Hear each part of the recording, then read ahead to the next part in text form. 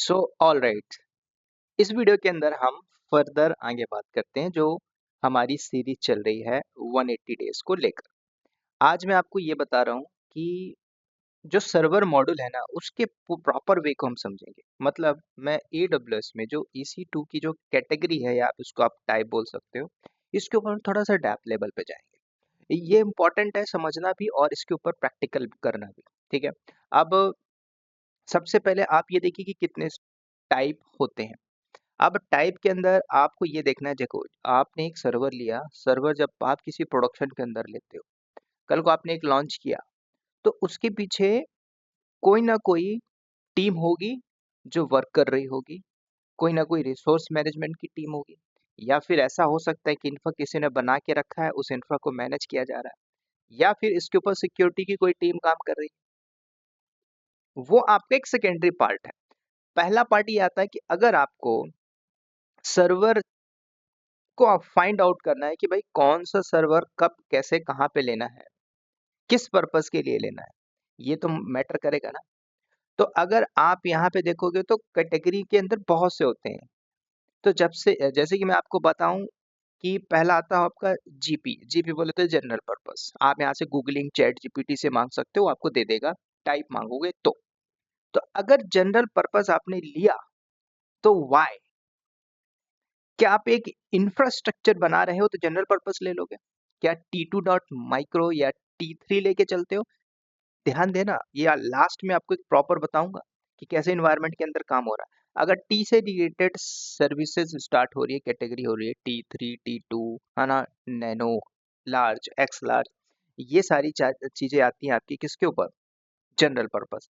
अब मैं आपको दो इंपॉर्टेंट वर्ड बताता हूँ। इफ यू आर लर्निंग, कहीं से भी आप लर्न कर रहे हो, वो मैटर नहीं करता। तो अगर आप प्रॉपर लर्न कर रहे हो तो लर्निंग में इम्पोर्टेंट ये है कि आपने क्या पढ़ा हुआ है। ठीक है।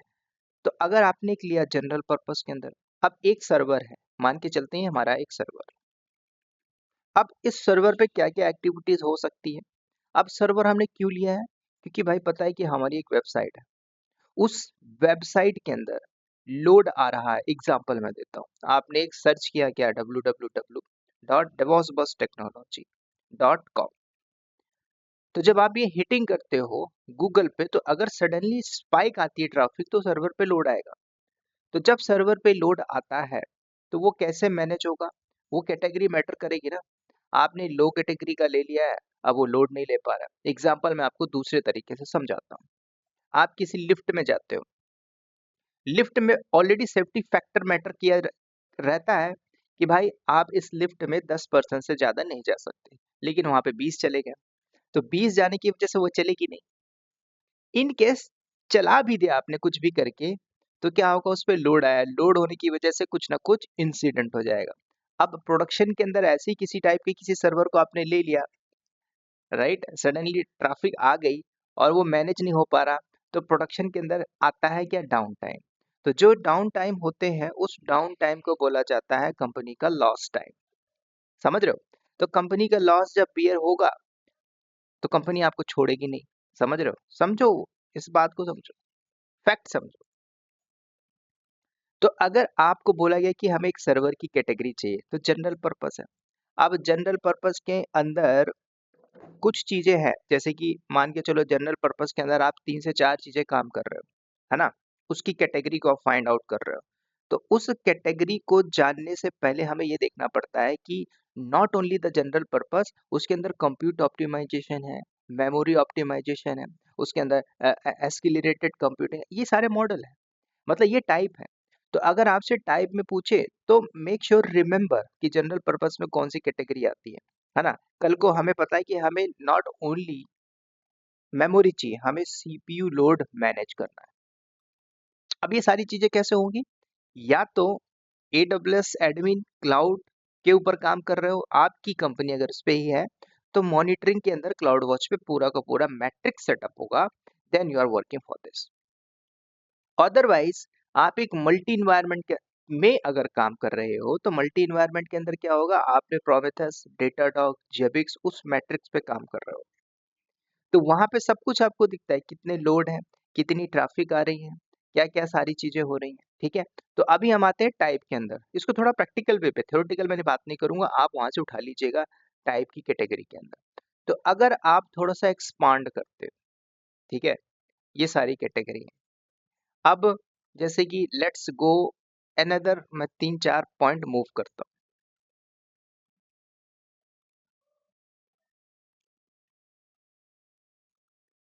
अब यहाँ पे देखिए, जैसे कि आपके पास कैटेगरी और एक्सपांड हो गई, मतलब बोले तो कल को मुझे कंप्यूट पावर बढ़ाना है। कंप्यूट बोले तो what is meaning of compute? देखो, सर्वर मैटर नहीं करता, ये मैटर करता है कि जब आप इंफ्रा बना रहे होते हो, तो इंफ्रा बनाते समय हमें डॉक्स देती है कौन? आपके कंपनी के प्रोजेक्ट के टाइम अगर बना है, डॉक्स फॉलो कर रहे होते हैं, वेल वेल एंड गुड। कई सिनेरियो में क्या होता है कि भाई कोई डॉक्स वॉक्स नहीं है, हमारे पास एक आर्किटेक्चर है, उस आर्किटेक्चर के बिहाफ में आप ऐसा प्रोजेक्ट हमें बना के दो, हैंड ओवर करो। अब प्रोजेक्ट कैसे बनाया जाता है वो भी आपको पता होना चाहिए। फिर आपके पास टेराफॉर्म होने चाहिए जो ऑटोमेशन की तरह काम करेगा मैनुअल बेसिस पे। अच्छा, मैं कई बार बोलता हूँ कि अगर आपने मैनुअल काम किया है, ऑटोमेशन नहीं कर पाओगे। सिंपल सी बात है। ऑटोमेशन क्या होता है? सब कुछ हम कम टाइम के अंदर परफॉर्म कर रहे हैं एक प्रोडक्शन के अंदर, वही होता है ऑटोमेशन।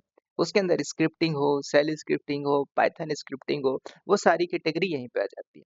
तो अगर कंप्यूट ऑप्टिमाइजेशन की बात कर रहा हूँ, कल कल को जो एप्लीकेशन होती है ना, जो हमने बना के रखा हो, तो हाई लोड की होता है, हाई कॉन्फ़िगरेशन की होती है।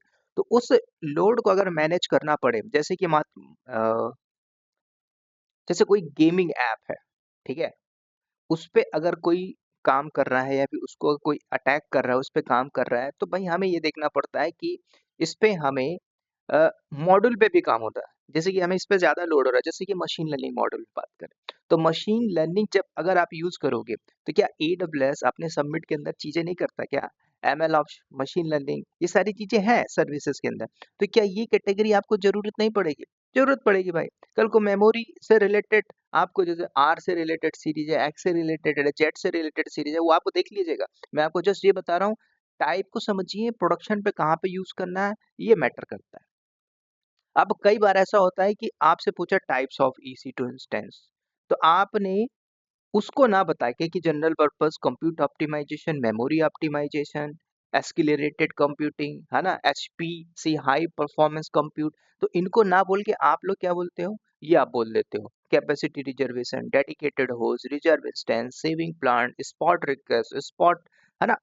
ये अलग मैटर करता है, ये अलग कैटेगरी, समझ रहे हो? टाइप के अंदर हम जा रहे हैं, तो टाइप जब आप एक सर्वर लेके चलते हो, मान के चलो मैं थोड़ा सा और एक्सपांड करता हूँ, 8 पॉइंट पे हम चलते हैं। कल को मेरे को बोला गया भाई कि हमें एक मेमोरी पावर इंक्रीज करनी है, जैसे 256 GB की चाहिए, तो मैंने यहाँ पे आर वाली सीरीज को लिया। That's it. अब मैं क्या करूंगा, इसको go to the action, launch कर लेंगे इंस्टेंस।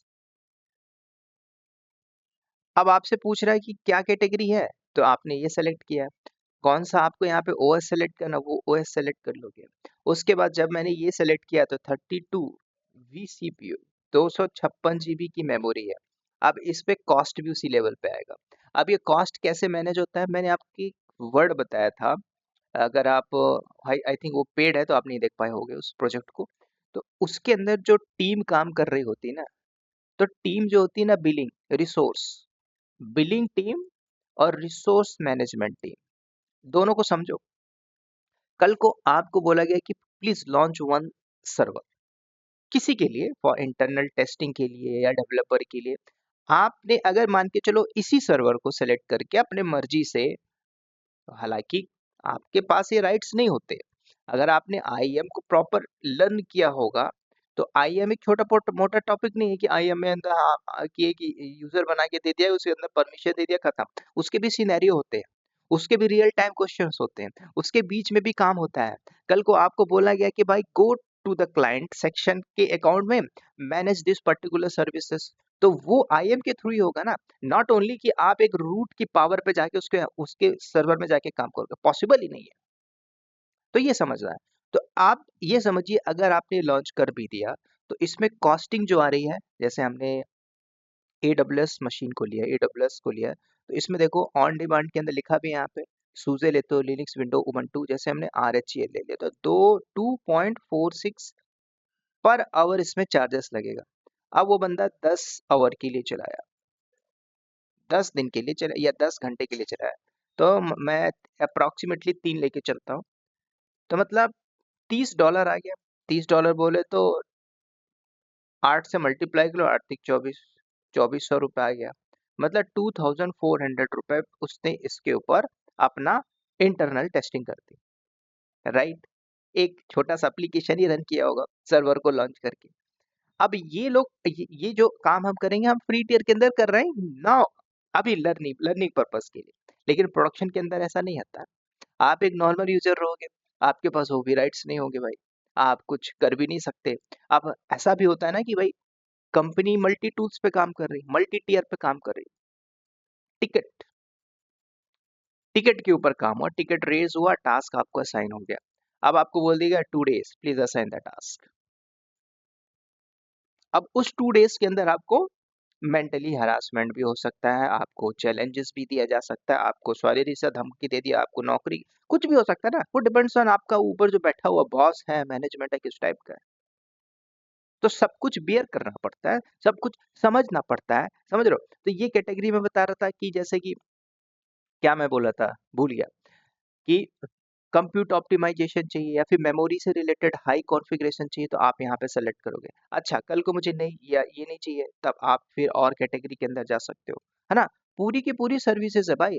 और वास्ट लेवल पे चलते हैं, 19 में चलते हैं, तो 19 में आपके पास आ जाए, ठीक है। अब स्टोरेज आपको हाई कॉन्फ़िगरेशन का स्टोरेज लेना है, तो हाई कॉन्फ़िगरेशन का अगर आप स्टोरेज लेते हो तो उसमें आई हो गया, डी हो गया, एच, ऐसा कहीं लिख के आएगा। तो थोड़ा सा और आगे पीछे हम कर लेते हैं, ठीक है। जो टी लिखा है मतलब समझ जाना, ये सारे जनरल पर्पस के अंदर। तो आप यहाँ से क्या करोगे, उस पर्टिकुलर सर्वर को सेलेक्ट करोगे।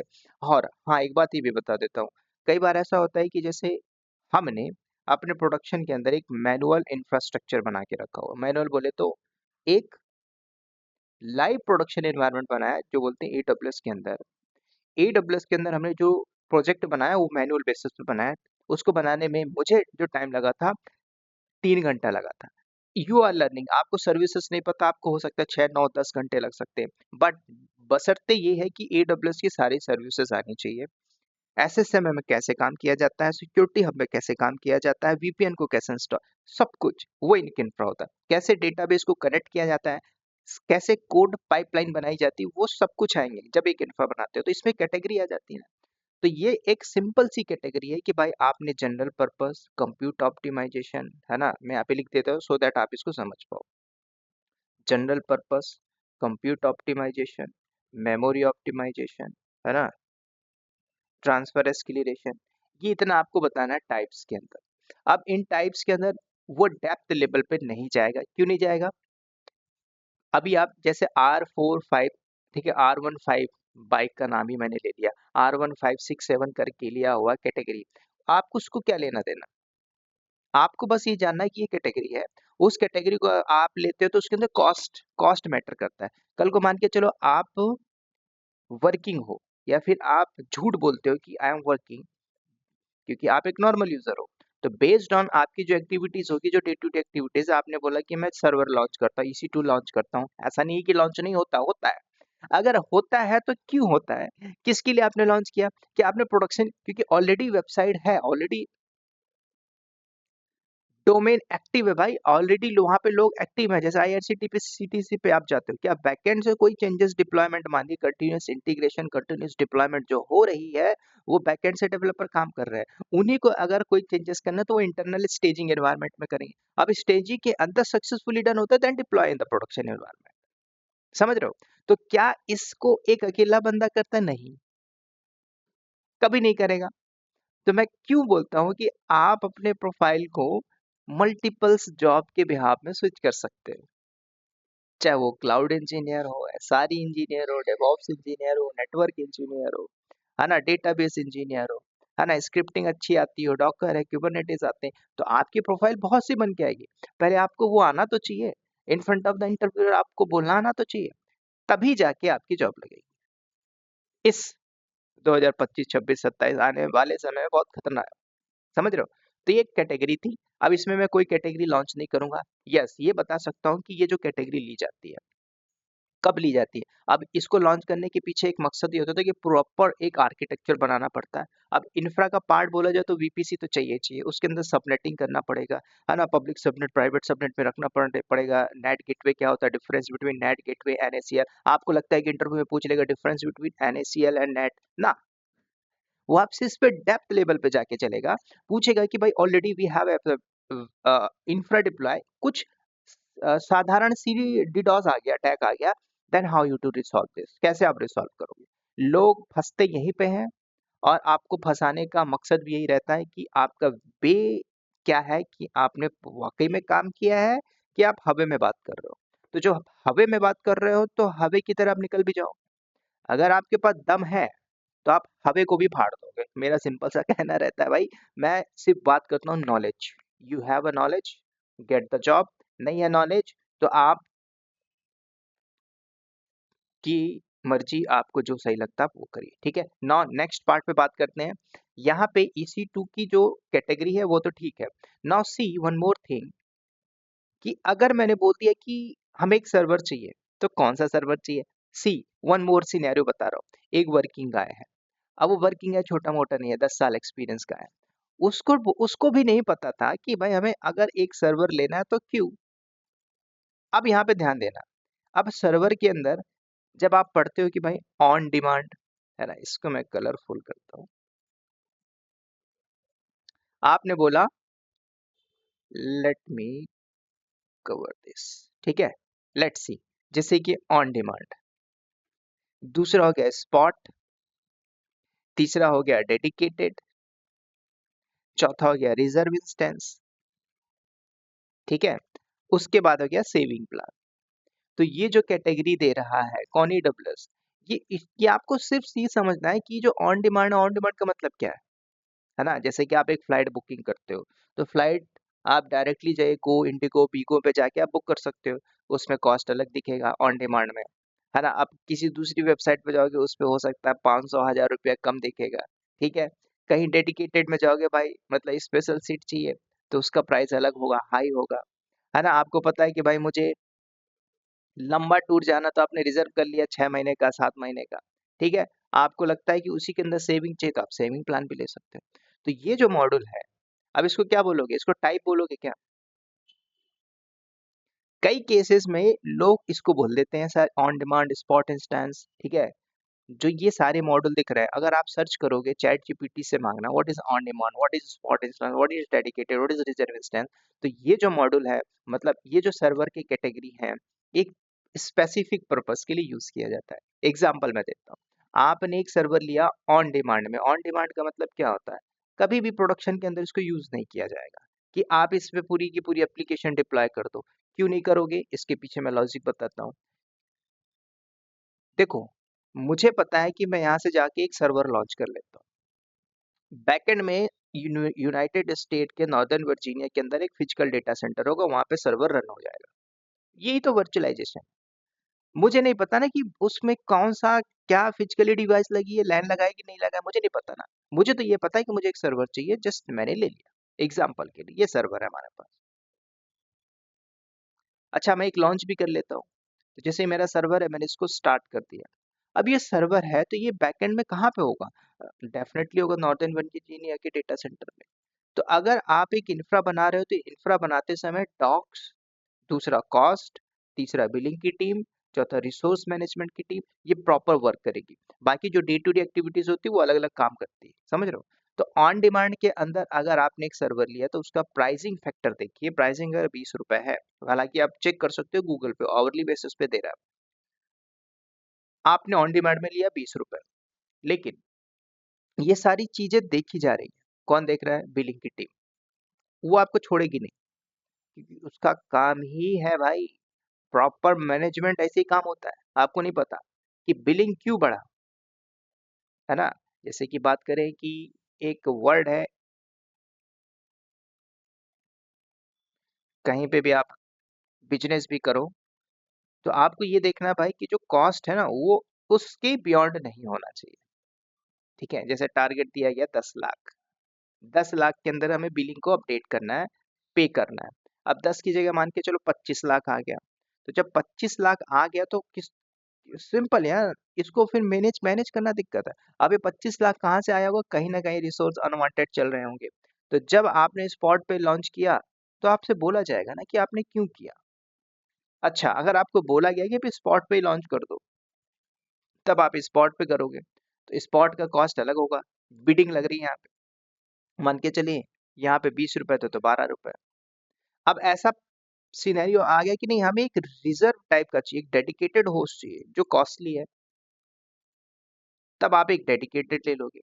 नहीं, कल को हमें पता है कि 3 साल का प्रोजेक्ट है, एप्लीकेशन डिप्लॉय करनी है, तब आपने क्या किया रिजर्व इंस्टेंस ले लिया और 3 साल का ले लिया, उस पे आपने एप्लीकेशन डाला।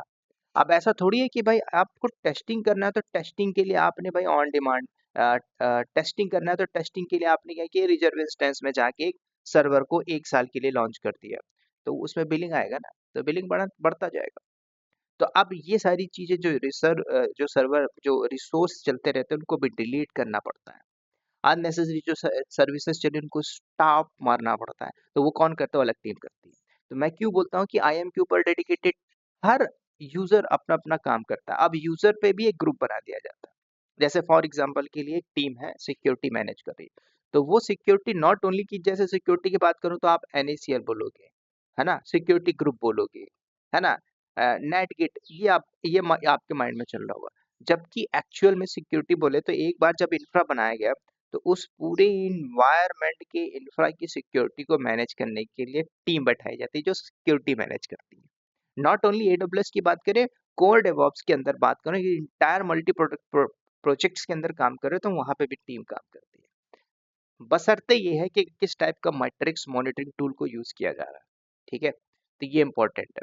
तो ये समझना है आपको module of types of EC2 instance, on demand spot instance, dedicated reserve saving plan. इसके ऊपर मैंने ऑलरेडी डेप्थ लेवल पे बात किया है, इसको मैं जस्ट आपको एक रिलेट करके बता रहा हूँ, है ना। आपको लैब करना हो तो आप ऐसा नहीं कि नहीं कर सकते, आप इजिली कर सकते हो। आप क्या करोगे? सिंपल, आप जाओगे यहाँ पे, जैसे आपको रिजर्व पे चाहिए तो रिजर्व इंस्टेंस में आप जाओगे।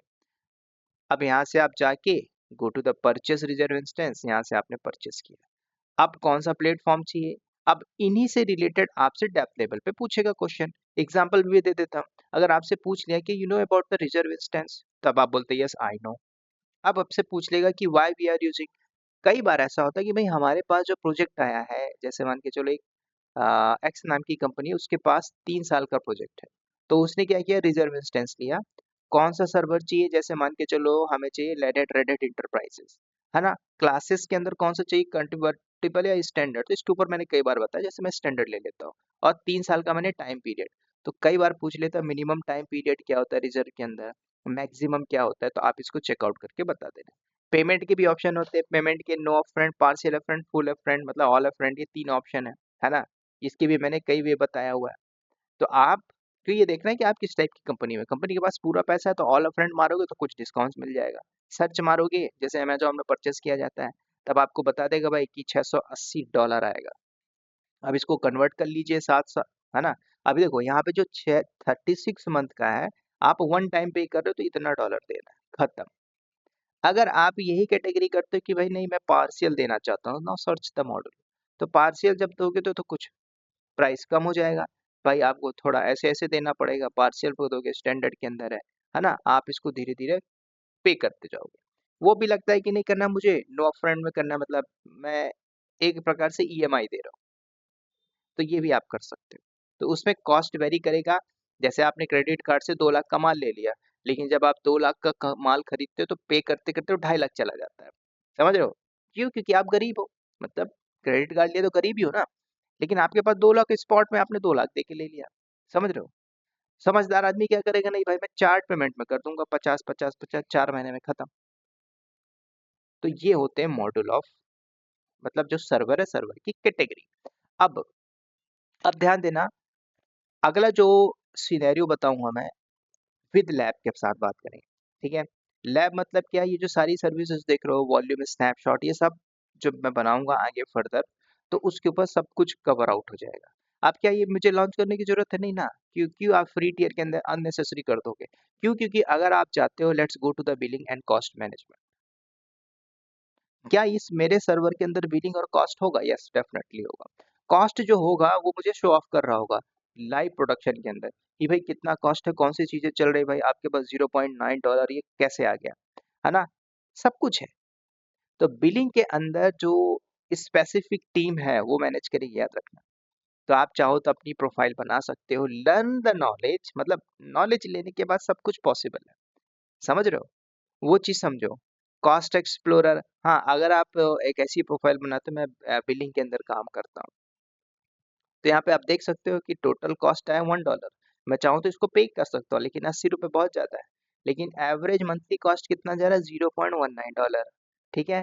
कितनी सर्विसेज, मैंने कुछ सर्विसेज रखी है, कुछ सर्विसेज को मैंने बंद किया हुआ है, तो मुझे दिख रहा है। अगर और जाके देखोगे तो बता भी देगा भाई आपने क्या क्या यूज किया है। EC2 आपने लॉन्च किया है, EC2 का कॉस्ट है। दूसरा इंस्टेंस का है, ये भी इसका कॉस्ट है। बाकी लैम्डा से रिलेटेड कोई नहीं है, टैक्स मेरा इतना यहाँ पे आ रहा है। ठीक है? फिर इसको आपने पे करना है तो भाई पे कर दीजिए। ठीक है? तो ये बिलिंग की टीम है, the management company is working, तो वो सारा कुछ मैनेज करेंगी, उसको देखेंगे। ठीक है? बाकी इसके ऊपर मैं आपको डेप्थ लेवल पे बताऊंगा कि कैसे मैनेज किया जाता है एक कॉस्ट को, कॉस्ट ऑप्टिमाइजेशन। ठीक है? कैसे किया जाता है। और the person who is learning cloud practitioner, है ना, कल एक ब्रदर ने मुझे थोड़ा-सा कॉल किया था, पूछा था कि sir I want cloud practitioner. तो क्लाउड प्रैक्टिशनर मत करिए, आप करिए तो सॉल्यूशन आर्किटेक्ट करिए, AWS सॉल्यूशन आर्किटेक्ट। तो जब आप AWS सॉल्यूशन आर्किटेक्ट कर दो तो ये छोटे-मोटे 2 कौड़ी के जो कोर्स हैं वो कंप्लीट हो जाते हैं, समझ रहे हो? इसको मत करके इसमें सर्टिफिकेशन पे आइए, AWS क्लाउड पे थोड़ा-सा लर्निंग करो और सर्टिफिकेट मत करिए। मैं आपको बार-बार रिकमेंड करता हूँ, यू हैव वर्किंग, आप का काम कर रहे हो, बस नॉलेज लेके एकदम शांति से बैठिए, सामने वाले से लड़ जाइए, जॉब लीजिए, बाकी की बैकएंड की सारी चीज़ें हो जाती हैं। Try to understand what I am saying. ठीक है? इस वीडियो में इतना ही, मिलते हैं नेक्स्ट वीडियो में। तब तक के लिए bye bye, take care and wish you all the best.